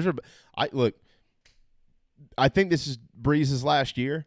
I'm pretty sure it is. So I hope they play well because I'm a Drew Brees fan. I thought what was more interesting than the game and the outcome were some of the rumors that came out during the game or after the game about the potential suitors of Tom Brady and where he may have gone. He could have gone to the Saints, and then that was off the table when Drew Brees decided to come back. Right. The Bears were very much in play, but then the Bears decided on Trubisky and Foles. And there was one more out in, I think the Chargers were a possibility as well. If I'm not, no, the 49ers. And the 49ers said, we are going to go Garoppolo instead. So there were suitors out there for Brady, and it just so ended up that it was Tampa Bay. And isn't he still renting Derek Jeter's house? Yeah, I think so. Okay. Haven't seen differently. Yeah, I haven't either. What'd you think about Joe Burrow? 23 of 36, I think, for 193 and a pick. Solid. I thought it was solid. Solid. Yeah. Nothing great, but it was solid. It was a good opening game for a rookie. No question. Yeah, AJ Green, Somerville's AJ Green, 5 catches for 51 yards in the ball game. He was targeted though 9 times. He's still the top wide receiver there. Mm-hmm. And as the year goes on, hopefully that connection gets better and better. That's only going to help Joe Burrow. They did lose the game to the Chargers and Tyrod Taylor, but don't let that fool you. If you ask anybody, who do you want? Give me Joe Burrow over Tyrod Taylor. Mike Williams out of Clemson also had 4 catches for 69 yards in the ball game for the Chargers. But the Bengals, is there enough there to get them in the playoffs this year? I don't know. Maybe. I don't know. It's the Cincinnati fans are over the world. So I'll tell you one of the bigger takeaways, how well Cam Newton looked, not in his pregame or postgame. That is not a good look. But on the field, I thought he looked great. I thought he looked in control. He made the good decisions. He ran the ball at the right times. Yeah. This Josh McDaniels, Bill Belichick, Cam Newton thing, it just might work. I think it will work. Yeah. And Bridgewater and the Panthers look good too. They really did. They had every opportunity to win that game against the Raiders. They're a young team. Bridgewater and was it Joe Brady? Yeah, Joe Brady. Joe Brady. They meshed well, very, very well. So I think the Cam Newton move has worked for both teams. Yeah, Newton was 15 or 19 for 155, so that's not going to blow you off the map. But he did make really good decisions. Mm-hmm. But it's a different offense. I mean, obviously, you don't have to listen to JB and Goldwater to get all your NFL talk, and we know that you can get it anywhere in the world. We haven't had a chance to discuss it much around here. Clearly, Tom Brady was not going to be carrying the football ever in his career 15 times a game, and Cam did it yesterday against the Dolphins. So it's definitely going to be a different offense moving forward. And he will have more of a balanced role than Brady ever did, as far as running the football and throwing the football, right? But I don't know that this is an offense, Darren, that's going to score like it did at times with Tom. But defensively, when you have the best corner in the league, Stephon Gilmore, do what he did yesterday, with another pick. I mean, he just continues to prove why he's the guy, why he's the best guy in the league at that position. When you have that defense who can play well like that, and Cam can provide you, 20-plus points a game, mid-20s, they'll be fine. Mm-hmm. It's easy to look at them and think, okay, 11-5, 12-4 for the Patriots this year with Cam Newton. The year after you lose Tom Brady, generally when you lose a legend, it's kind of downhill from there, at least temporarily. I don't think that's going to be the case. No, I don't think that's going to be the case. And I was very critical of I didn't think that would work at all. Yeah. But I didn't think the personality would work. He had to win the job. Technically, but I think and then my belief was, after seeing, the reports leading up to the game, I was leaning in the direction of, all right, he probably was guaranteed he's going to win this job when he went there. And then watching the performance in my head, I'm thinking, yeah, officially he won the job, but he was hired to be the starting quarterback. Sure. Yeah. It would have been a disappointment if he wasn't. Yes. But they didn't just hand it to him, though. I mean, they were like, you're going to have to win the job, which I think was good for Cam Newton. Mm-hmm. This isn't the Cam show in Charlotte anymore. This is New England. You're the quarterback in New England. You're not Cam Newton, the Panthers quarterback. You are the quarterback in New England, if the language that I'm saying makes sense here. Mm-hmm. You're Cam Newton. I get it. You dress all crappy, crazy, or whatever you want to do. I think he looked like a big wet stain of mustard. But that's a great way of putting it. But you are the quarterback in New England. You're not Tom Brady. You're not the Cam Newton from Carolina. You're the quarterback for the New England Patriots. There was also a lot of praise given to him during the broadcast for his growth and maturity, saying he's really taken ownership of diving into the playbook and being a leader inside that locker room. There was a lot of positive stuff said about Cam Newton that hasn't really been said in a couple of years during that broadcast. Yeah. You mentioned the Panthers and the Raiders. It was the Raiders 34-30 over Carolina. Teddy Bridgewater, though, did look good, 22 of 34 for 270 and a touchdown. Christian McCaffrey scored 2. He was 4 yards shy of 100 for the Panthers, but they just couldn't stop Derek Carr and Las Vegas. 3 touchdowns for Josh Jacobs, 25 carries, 93 yards. By the way, the first career reception for Brian Edwards in this ball game. Mm-hmm. The former Gamecock. Henry Ruggs out of Alabama had his first 3 career catches as well, 3 for 55. So, neat to see a bunch of local guys in there as well. But the Raiders come to Charlotte and get the best of Carolina. They looked good. The Raiders, I think they're going to be fun to watch. They have speed. They're going to be a lot of fun to watch. Yeah. Yeah, I did too. I picked the Raiders in that game. You did, and I was going to, and then we had too many similar picks, and I picked the Panthers. I had a good week picking, though. I was 9-4. Well, you did pick Washington, and they won. 27-17. Maybe that's the ticket. Maybe they don't need a mascot or something like that. But Dwayne Haskins, 17 of 31 for 178 and a touchdown. And, I thought he was pretty good. Carson Wentz had a so-so up and down day. He did throw for 270. He also threw 2 picks in the ball game, and it was only 24 of 42. Hey, man, Washington gets a win over the rival. I'll tell you 2 things that were impressive about this. Number 1, they were down 17-0 and looked awful in the process. Then number 2, maybe I'm going to give you 3 things here. Number 2 was at halftime. Ron Rivera had a scheduled, regardless of how the first half went, he was going to have an IV. Remember, he's battling cancer, squamous cell skin cancer.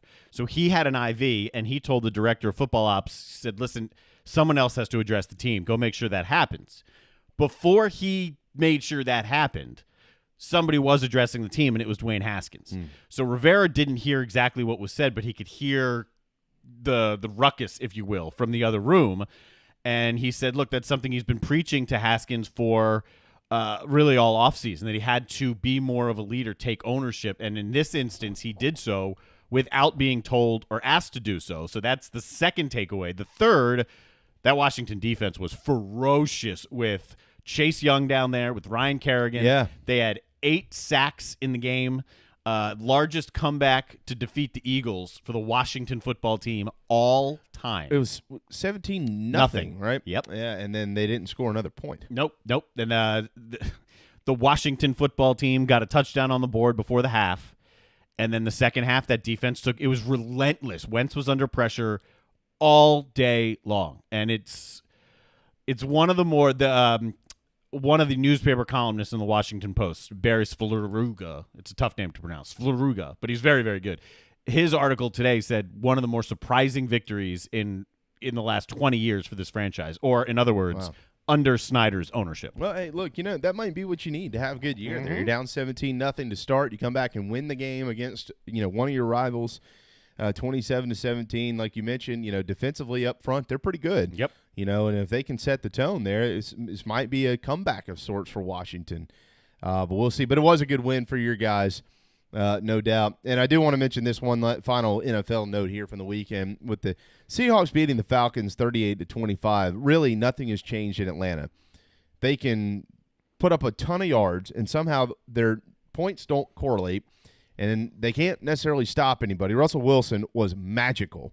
He had the best day of any quarterback out there. 31 of 35, 322, 4 touchdowns. He continues to just kind of do his thing. Also the leading rusher with only 29 yards, though, on 3 carries, but he was the leading rusher. The Falcons shtick is just old, though, to Falcons fans because Matt Ryan can throw for 400 yards every week, and they still find a way to lose, which is really weird. And then you look at the playmakers that are around. I mean, you got Todd Gurley in the backfield, and then you got Julio Jones, Calvin Ridley at wideout, most notably. Now they've added Hayden Hurst. Did you see the catch by Hurst yesterday? No, I saw the touchdown run or dive from you just mentioned him. From Calvin Ridley? No. The running back. The big Gurley. Hayden Hurst made a catch that you can't even dream up. Huh. I mean, it was I think it was about 27-yarder. He was going to his left, and he caught it with his left hand with somebody on top of it. I don't know how he caught it. But you've got 4 or 5 guys that are Pro Bowl guys in that offense. Yep. And they can't stop anybody, and for some reason they can't find a way to capitalize with all the yards that they put on the board. It's just, I mean, they had 500-something yards of offense yesterday in the NFL and scored 25 points. It's just doesn't make sense, but might be another long year for Arthur Blank's organization. 1:20 on this Monday afternoon. Wes Mitchell coming up at 1:30 with Gamecock Central. Real quick from the weekend in baseball, as we are beginning to wind down and head towards the playoffs. Only, pretty much about 13, 14 games left for everybody. The Rays continue to lead the East in the American League. They're 3.5 up on the Toronto Blue Jays. The best team in the state of New York. Unbelievable. Yeah, the Yankees are 4 games back, although New York has won 5 in a row. So maybe they're kicking it into gear at the right time to make their playoff push. In the Central, it is a dead heat. 30 and 16 are the Chicago White Sox. They're a game ahead of the Twins, and that's because the Twins have played 2 more games at this point. They are 30 and 18, 1 game back of Chicago. Out west, it's Oakland, and I thought it could be, and boy is it. They're 29 and 17, 6.5 up. It's just a foregone conclusion that they're going to win the West over the Houston Astros. They are the only team out west in the American League with a winning record. In the National League out west, it's the Dodgers, but surprisingly only 2.5 up on the San Diego Padres, who all of a sudden, folks, have won 7 games in a row. They were 24 and 17, now 31 and 17, and they are knocking on the door. L.A. better be close or careful. In the Central, it's the Cubs, 4 up on the Cardinals, and in the East, there are the Atlanta Braves. They took 3 of 4 from Washington this weekend, 28 and 19, now 3.5 ahead of another surprise, Miami, the Marlins. But Darren, as we kind of look at this, you're going to get 16 teams in the playoffs this year, 8 out of both leagues, and we're starting to kind of see who those teams are going to be. I think some teams are kind of playing their way out of the conversation. Yeah, one of them in particular is playing their way out of the conversation right now, and that would be the Nationals. Yeah, they're out. It's over. If with a good series against the Braves, the Nationals had an opportunity to sneak into the wild card. Right now, there's virtually no chance. If you've been listening to this program for a couple of months, I've been on the Padres bandwagon for a long time, and the Tampa Bay Rays are a bandwagon I've been on since before this weird season started as well. It'll be fun come playoff time. I think, number one, whatever this bubble situation is going to look like with the playoffs, the plan, I guess, is technically in place to use certain bubbles for certain different areas, depending on the rounds as you move forward. But it'll be an interesting playoff because similar to the year itself, and then the new format with 18 teams will be something to watch. Yeah. Well, I'll tell you what, the Braves here, at 28 and 19,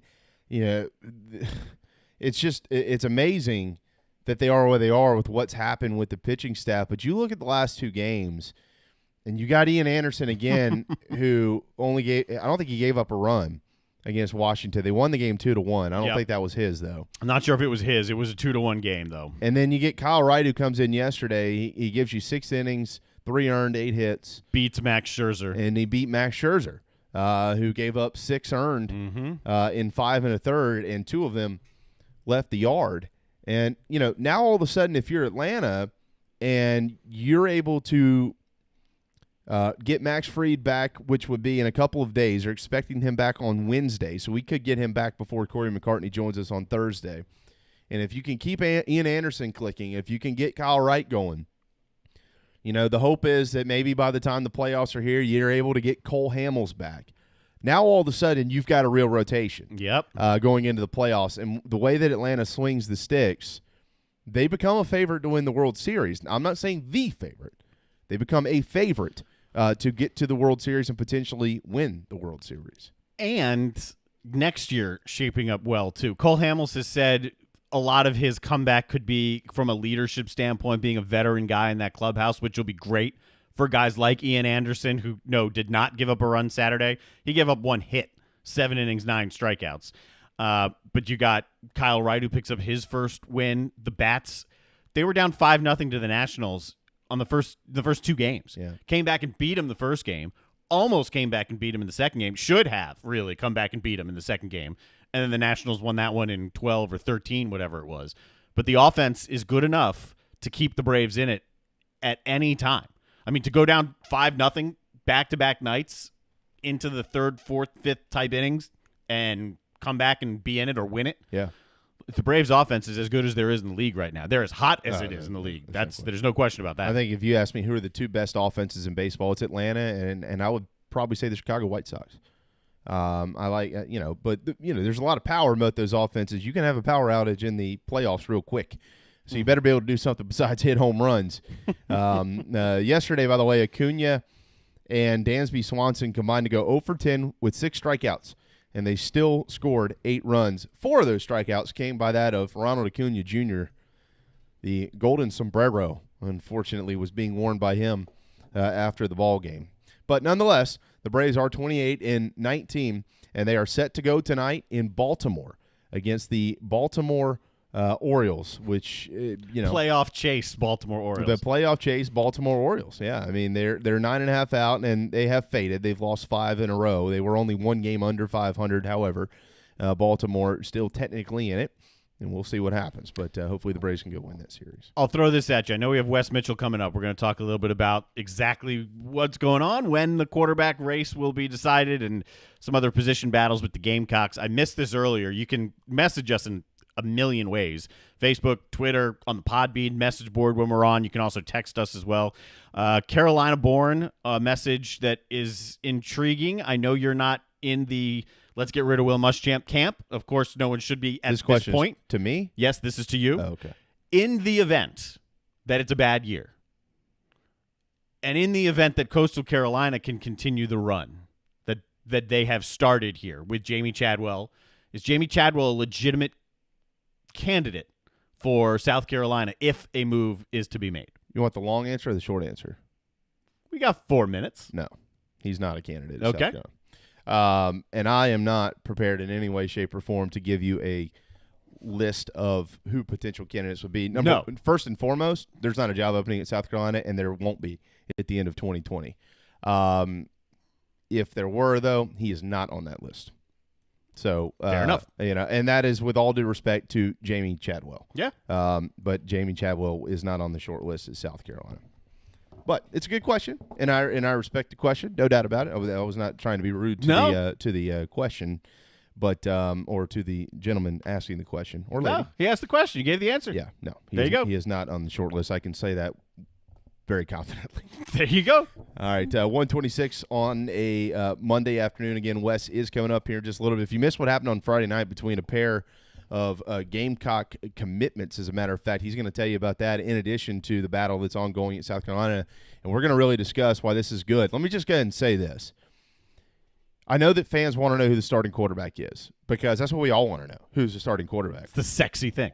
If this job was decided 2 weeks ago, that would be more of a negative thing for South Carolina. The fact that we are less than 2 weeks from kick here, he was planning to probably announce something yesterday, decided not to do it. This is really good news for the South Carolina offense, guys. This is really good news. Ryan has played well. Colin has played well.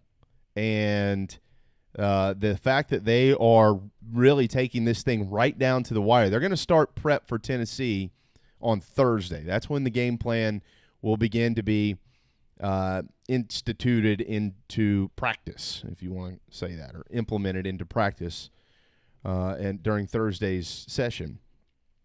So the fact that we're sitting here on a Monday and he has not officially announced who's starting, they've got a real decision to make. That means that they didn't sign a guy in a transfer in Colin Hill.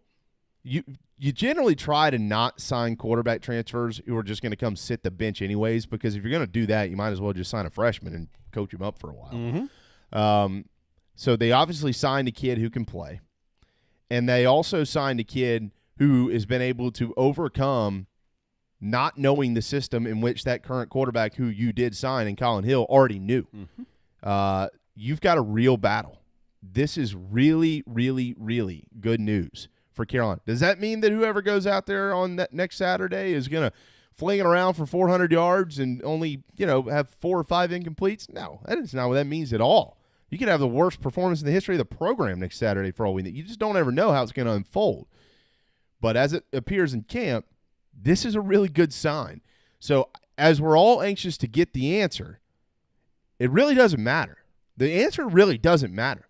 Because both will play. I think it's a fair. I think all 3 are going to play. Okay. Luke Doty's going to play at quarterback.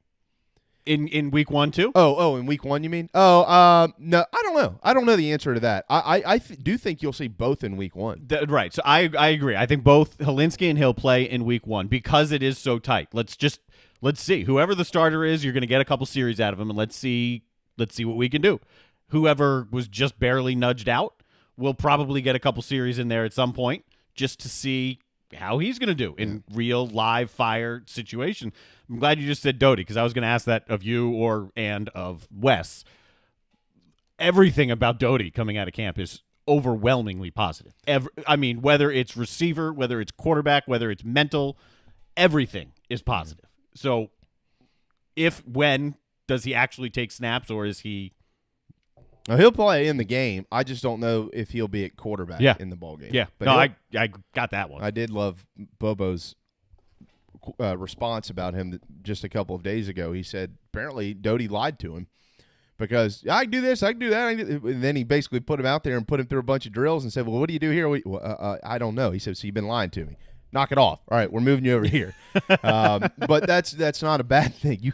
That's actually a really good thing when it comes to players. Yeah, confidence. That conversation will continue on the other side of this break with Wes Mitchell from Gamecock Central. So hang tight. The JB and Goldwater Show, driven by Stokes Volkswagen, will be right back. This is Mike Mazzell for Stokes Volkswagen on Ashley Phosphate Road with exciting news. Every 2020 Tiguan S, our best-selling third-row SUV, is $3,500 off plus 0 APR for 72 months. But wait, there's more. With $299 down, you can own the Tiguan S for just $299 per month for 72 months at 0% APR. Not just one at this price, over 22 Tiguans to choose from. All $3,500 off plus 0 APR for 72 months and $299 down, $299 per month. Best of all, at Stokes Volkswagen, we are so desperate for used cars that we'll take any trade in any condition, running or not. We need your trade more, so we'll flat out give you more. And don't worry about your credit. Our lenders are more lenient than ever. So if you're interested in saving $3,500 on a new Volkswagen Tiguan S and owning it for $299 down, $299 per month, come see us today at Stokes Volkswagen on Ashley Phosphate or StokesVW.com. Peace and love at Stokes VW. Plus tax tag includes $399.50 closing fee. Offer subject to lender approval, expires month end. DB's Cheesesteaks, the tastiest, juiciest, and now award-winning cheesesteaks in the Low Country. DB's Cheesesteaks delivers, and not just in quality. Download DoorDash, Uber Eats, or your delivery app of choice and have it dropped off at your doorstep. Original chicken, buffalo chicken, even pizza cheesesteaks. Not to mention incredible cheeseburgers, massive hot dogs, and dynamite hoagies. It's all there for you and your family. DB's Cheesesteaks in West Ashley. dbscheesesteaks.com. Hey guys, it's Darren, just here to tell you about our good friends over at Dog and Duck. They've got 3 locations, one in Bell Hall, one in Park West, and the new one, out on Clements Ferry. I can tell you from personal experience, it's the only restaurant in town that I've been to since this whole place has reopened. Everything is socially distant, very comfortable, and to top it all off, great selection of rotating craft beers, food specials every day, family meals. If you don't want to go in, you can order it and have some curbside pickup as well. Dog and Duck, 3 locations, proud partners of the JB and Goldwater Show. Ladies and gentlemen, here it is. Even the other stations are tuned in too. JB and Darren on the JB and Goldwater Show.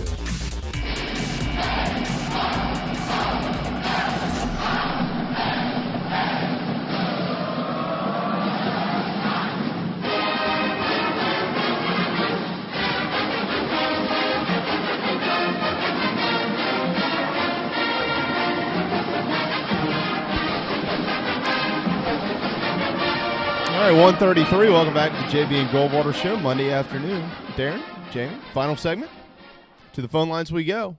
The very handsome gentleman right there in the middle of your TV screen is none other than that of Wes Mitchell with Gamecock Central on Twitter, at Wes Mitchell GC. What's up, my friend?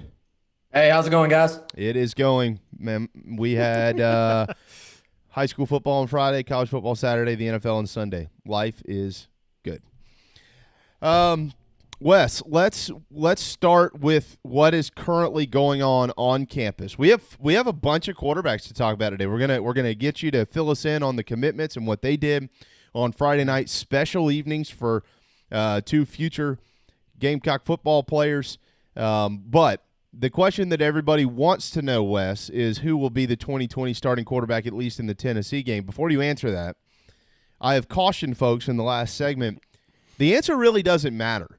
Because the fact that this thing is, less than 2 weeks prior to the kick with Tennessee, the fact that this has gone this long, this competition, that can only be taken as a good sign for Carolina football. Yeah, well, I think you want competition, and unless there is just a clear leader. You want to keep this thing going as long as possible, right up until, Bobo mentioned it, I think it was maybe 2 weeks ago now, a week and a half ago, that, until you get to Tennessee week and you have to start actually cutting down some of the reps, then, yeah, it makes sense to let them keep fighting it out, keep battling it out. And, I think it's been a healthy competition. I think both guys have probably, each guys have probably pushed the other. And, that's a good thing. And I think also out of respect for the two guys competing, if one of them is still right there, then, you want it to go as long as possible. And like Muschamp has said, the depth charts are just going to be a little bit more fluid this year than any other year because contact tracing, man, we're into that window now. And I think that's a big part of the conversation, as far as this season goes. Before, last week, if anybody wasn't, had a contact tracing issue and they were going to miss some time, then that wouldn't fall in the 2-week window where the season is. But now you're talking about the season actually being within that 2-week span. So I think all positions, you kind of have to keep the depth chart a little bit fluid for that alone. And Muschamp even talked about, the quarterbacks don't room together. They don't spend much time close to each other just for that very reason. If one guy is out for contact tracing at some point, you don't want to lose both quarterbacks at the same time. We haven't heard much, Wes, out of – I know Will had the Zoom call last night, but he really didn't say a whole lot about the scrimmage on Saturday as it pertains to the performances of both Colin Hill and Ryan Helinski. Is there any other inside scoop that you could provide? No, I think they both did some good things. Coach speak answer for you there, but no, I mean, five of the first 6 drives they score. They've moved the ball, around well. I think the word you keep hearing is balance, that different guys are getting involved. I tend to still think, all things being equal, that Colin Hill is going to end up being the guy, as just a guess, but it has been a good, close, like I said, healthy battle. So we'll see. Obviously, we don't know what they're going to do as far as whether you announce it or not, or when you announce it. But I think as far as internally, certainly you want to start having a clear, order for the quarterbacks, by Thursday when they start going. It's officially a Tennessee week on Thursday. I think both quarterbacks are going to play. I don't misunderstand me here.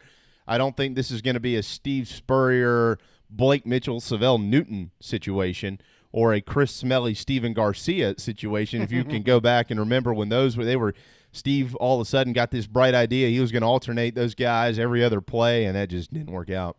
But I do think that both will play against Tennessee. Do you have that same feeling? I don't know. I don't know if I can say that yet. I think it's going to depend on, how does the starter play? And obviously they kind of have similar skill sets. I think if you're play calling that game, you're probably calling it pretty similarly if it's Hill or, Helinski. Now, obviously, Luke Doty, the potential of getting him involved, we've been told from the beginning, Muschamp has said he's going to play this season. He's going to play quite a bit. How do they end up using him? He's someone that I think you look at that skill set and you say, whether it's at receiver, whether it's at quarterback, he can do some different things compared to the skill set of those other two guys. It concerns me a little bit, though, Wes. I mean, the Tennessee game, you hate to ever look at the opening game in any season and say that this is must win. It's must win because it's not. It's not. But it kind of is if South Carolina's looking for the turnaround that we're all hoping to see here. I mean, you've got a 10-game SEC schedule, and this is a great, maybe the best barometer game that they could possibly have as you compare them to other teams in their own league. A surging Vols team who won, 5 or 6 in a row to finish the 2019 campaign. So it concerns me a little bit to think that, it's possible to just plug a freshman in there at quarterback for playmaking purposes because we all know freshmen can make mistakes here and there. But if they were to do that, what would you envision that scenario looking like?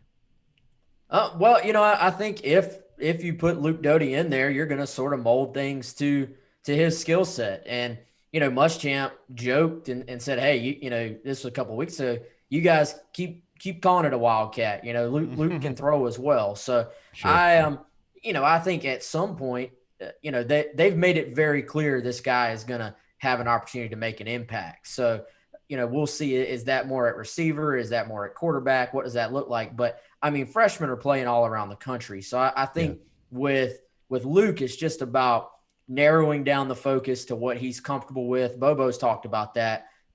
You're not talking about throwing a guy into the fire and, giving him the entire playbook. I think it's about getting a guy that they've talked about that from the beginning. Put your players in a position to where they're comfortable, they can play fast, and they can succeed. So I think if you're South Carolina, we've talked about the questions with skill players. The loss of Marshawn Lloyd still looms large. So it's all hands on deck. I think any opportunity to get these freshmen, and I'll go out to, Rico Powers and Jakari Caldwell at receiver as well. Get them involved, find a way to get them on the field, because these guys are athletes who can make plays for you.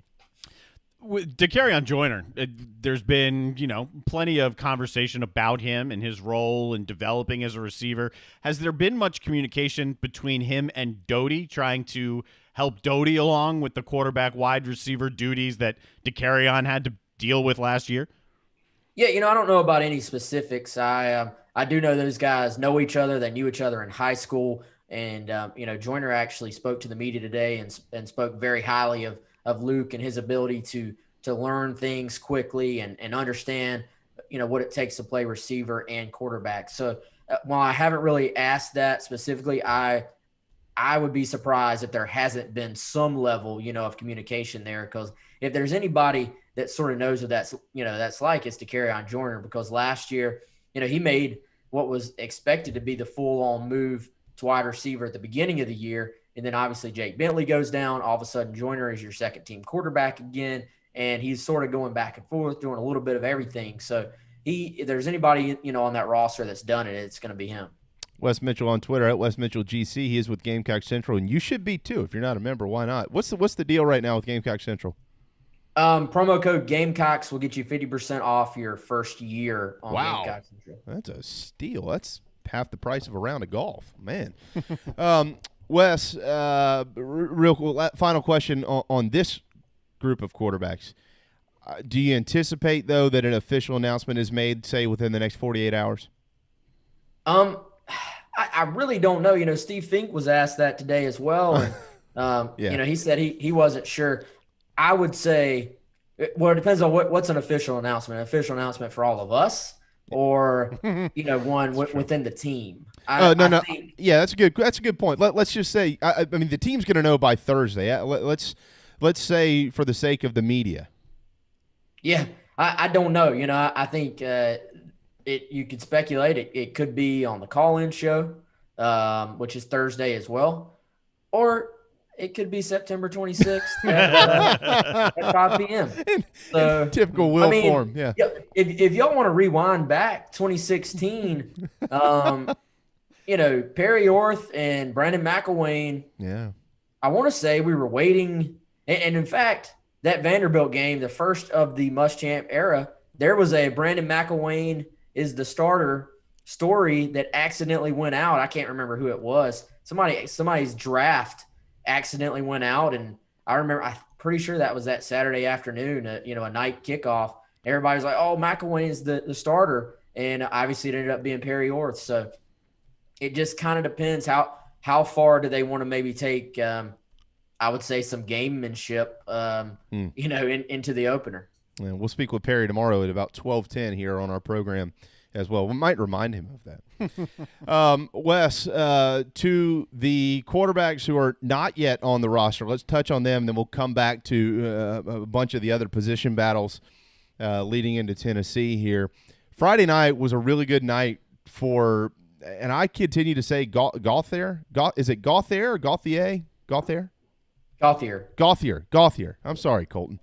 Colton Gauthier, 342 yards, 3 passing touchdowns, one he ran, and they lost to North Cobb 56-37. Couldn't stop anybody, but they certainly could score And then the game that everybody could watch was Gunner Stockton and Rabun County going up against Prince Avenue Christian, which also had a major commitment playing for them. That's Brock Vandegrift, the 5-star who's currently committed to Georgia in the 2021 class. Again, Gunner Stockton is a 2022 commitment. So we'll just start with him, and then we'll work our way back to Colton's performance here in just a second. This kid's good, Wes. Look, don't. I would caution people real quickly. Don't look at his numbers and say, 16 to 25 for 173 and 2 touchdowns and a pick. He ran for 173 and 3 touchdowns. Yeah, that's great. Yeah, he didn't throw for that many yards. No. He's got one wide receiver on that team. He had about 5 drops in the game. And, Wes, you've been covering recruiting a long time. You look for certain things in a quarterback, and there is nothing that he doesn't have.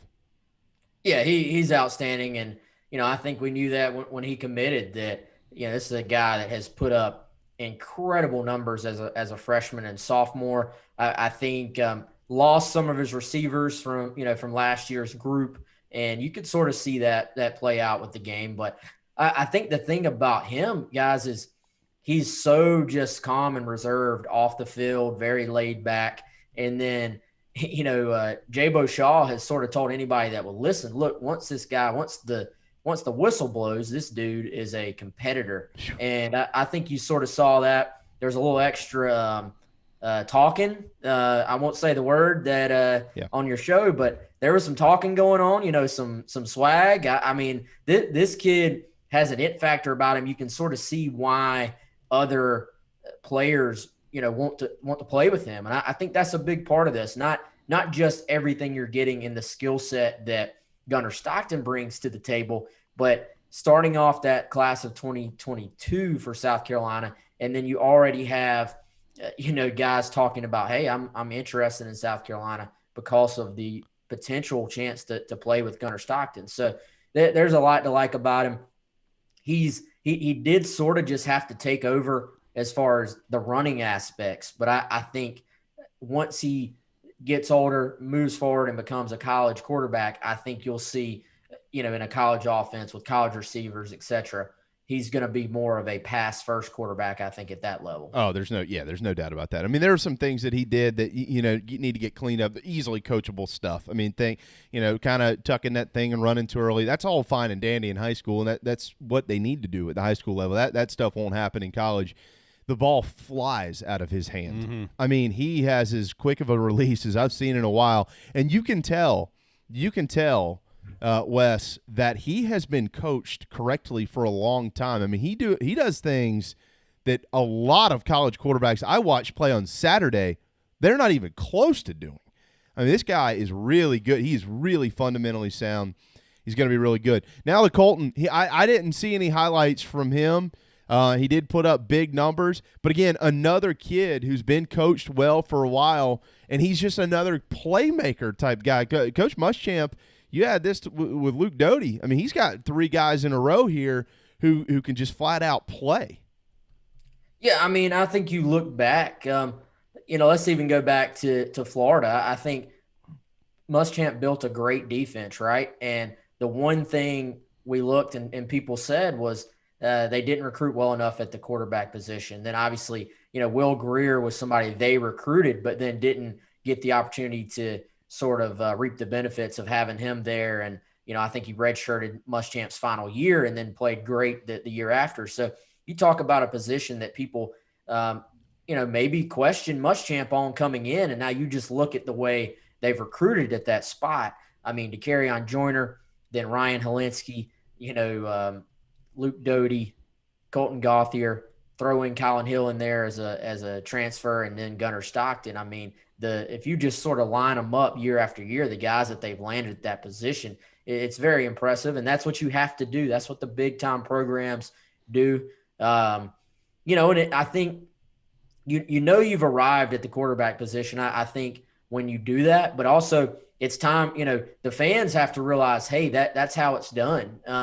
Sometimes you sort of get an overcrowded room and eventually a guy's going to transfer out. That's just a part of it at the quarterback position, but that's what you have to do. Bring in a bunch of talented guys, may the best man win, and then go from there. So So, yeah, I think just the ability of all those guys is impressive. Colton, a little bit taller, sort of, a big over-the-top delivery, looks kind of like that pro-style guy, can still run a bit. He's very quick to point out that he can still run a little bit. He wants everybody to know that. But, he's a guy that's a little bit different skill set than maybe Stockton or Doty. And, I think you have to like what they're bringing in. Both it's not just the talent, though. You hear Doty, his teammates say, this guy's one of the hardest workers I've ever been around. Yeah. Gauthier, a kid that's not going to be outworked either. And then Stockton, you see the leadership ability there and what people say about his work ethic. It's a good thing when all those guys can come in and push each other, I think. Absolutely. All right, Wes, 150 here. Final couple of questions. What position battles on the current team, though, are still open? What are we most focused on? Maybe the better question is to ask is what positions have been sewn up? What do we know going into Tennessee? Yeah, well, I'd say there's far more positions that are sort of sewn up or that you can at least project. I don't know if the coaches have told these guys, hey, you're definitely starting, but the writing is on the wall, probably the best way to say it. Defensively, for the most part, I think they have a great idea of what it's going to look like, especially in their regular package. There's still a little bit of a battle. Who's that fifth DB? They know who the first four are. When they go to a nickel and they have another DB on the field, will it be Shiloh Sanders? Will it be Cam Smith? Johnny Dixon's still, I think, in that conversation. My guess is the next guy in line is Cam Smith or Shiloh Sanders. Offensively, I would say it's much more in the air. You have some more by committee type positions, running back being one of them. Kevin Harris has been the most consistent. I tend to think the reemergence of Zaquandre White, now that he's healthy, I say watch out for him in the next 2 weeks, being someone that pushes into the mix there. And then a second tackle, whether that's at right tackle or left tackle. We know Dylan Wanham's going to be on the field somewhere.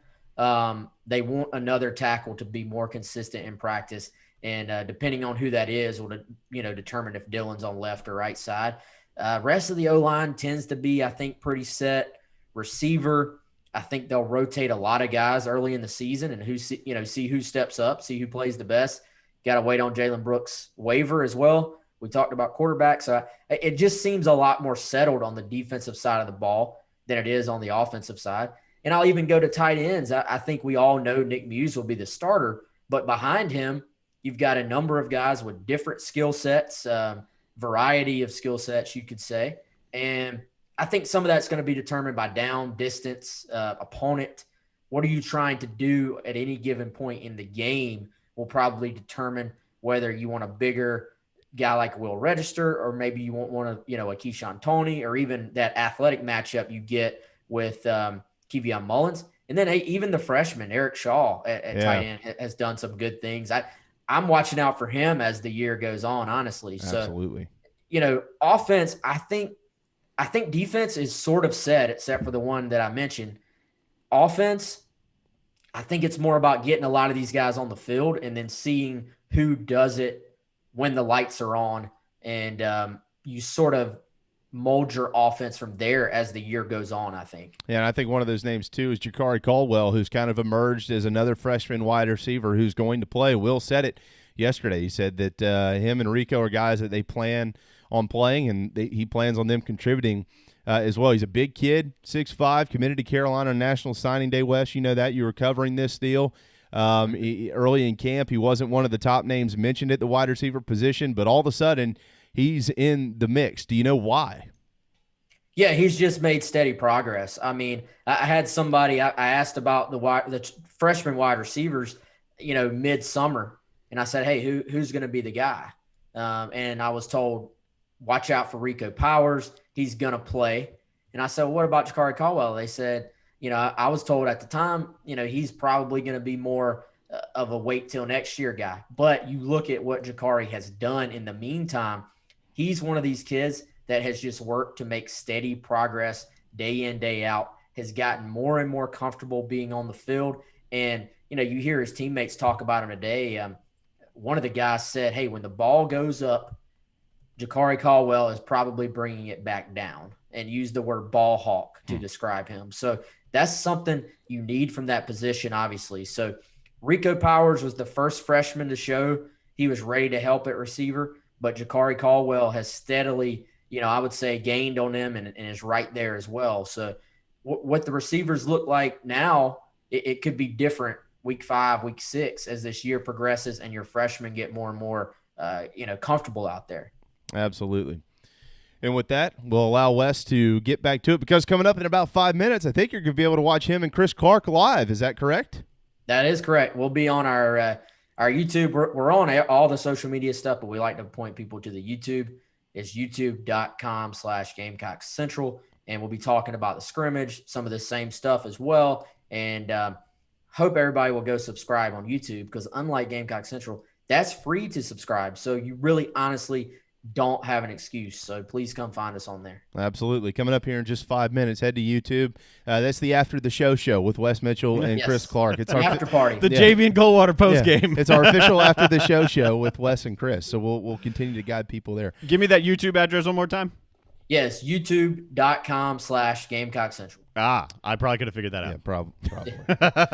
As always, Wes, you're right on top of it. We're less than 2 weeks until kickoff. I would suggest all of you who don't have a membership to go ahead and get one at Gamecock Central. 50% off right now for the year. Great deal, and hopefully it'll be a great 2020. It always is with Wes as well. Thanks, bud. All right, guys, y'all have a good one, okay? There you go, on Twitter at Wes Mitchell GC. Really good information from him on South Carolina's football team, as we only have one more Saturday to go before the SEC is set to kick off. Unbelievable. All right, HolyCityDriveIn.com. The Holy City Drive-In movie series continues this coming weekend. The Blind Side will show on Saturday night. Sandra Bullock starring in The Blind Side, and Tim McGraw, as a matter of fact. Everybody's seen that, hopefully, but it's a football movie for football season. HolyCityDriveIn.com to purchase tickets for showtimes and much, much more. By the way, kind of looking ahead here, if for some reason you're not like a big, college football fan, and, thank you for listening. We obviously are. And you just like good movies, Saturday the 26th, although a lot of us will be watching college football. Yes. They're going to air The Karate Kid. Have you watched Cobra Kai? No. Oh, Cobra Kai is not a knockoff, maybe an extension of Karate Kid. It's a series that started on like YouTube only, and now maybe on Netflix. It is on Netflix. Michael Flint was telling me about that. If you like Karate Kid, you gotta watch Cobra Kai. Okay. Got to. You'll love it. All right. I'll check it out. Nice dynamite drop-in money. What day is today on the Handy Dandy National Day calendar? We'll squeeze this in the last minute here. If you know anybody in the great state of Virginia, happy National Virginia Day. Yeah, Virginia is for lovers. That's what they said. Don't have a drop today. It is National Sober Day. It actually is more celebrating those who have had some troubles. So major ups to all of you. Congratulations. My father-in-law is 25 or 26 years sober. Yep. That's wonderful. Happy National Sober Day to all those who've battled that battle. It is also National Cream-Filled Donut Day. Get you a good cream-filled donut at your favorite donut shop. Gonna have to go to AA to get off those too. Yeah. And they have wonderful, even though DV's Cheesesteaks has the best cheesesteaks in town, they also have great hoagies. It is National Eat a Hoagie Day. So I'm cool with that, except they're not called hoagies; they're subs. I know. Sub, hoagie, gold jacket, green jacket. But other than that, I could have a hoagie sub every day for lunch of my life. I'm with you. Yeah. I'm a big sub guy. Yeah. Happy National Eat a Hoagie Sub Day. Yeah. And a cream-filled donut day. All right, thanks to Reggie Merriweather and Wes Mitchell for joining us today on the JB and Goldwater Show. Really good stuff from them, as always. Tomorrow, we will be joined at a little bit after 12 o'clock by our friend Perry Orth, former Gamecock quarterback. He will start his weekly appearances tomorrow on our program. So for the rest of football season, You'll hear his expertise. Perry's the one with QB1 and Bailey Hart. Yep. And that was the name I was trying to come up with Friday night when doing the First Baptist game. We were talking about Bailey Hart, and all I could come up with was QB1, and he's a quarterback coach. Yeah, QB1 athletics. Yeah, that's right. So Perry will be another one. As a matter of fact, this will be a great conversation with him tomorrow about this QB battle. He's been in the QB battle. He knows what it's all about. So we're really looking forward to that. We got much more planned as well. We hope you'll join us then. For Reggie and Wes, and for my good friend Darren Goldwater, who works harder than you could ever imagine when that little camera's off. So do you. We really appreciate it around here. We hope you have a marvelous Monday afternoon. Cooler temperatures are ahead. How about a high of 72 on Saturday, folks? Yeah. Low of 59. Oh, yes. Football is in the air. No doubt. Have a great day. We'll see you tomorrow on the JB and Goldwater Show, driven by Stokes Volkswagen at noon.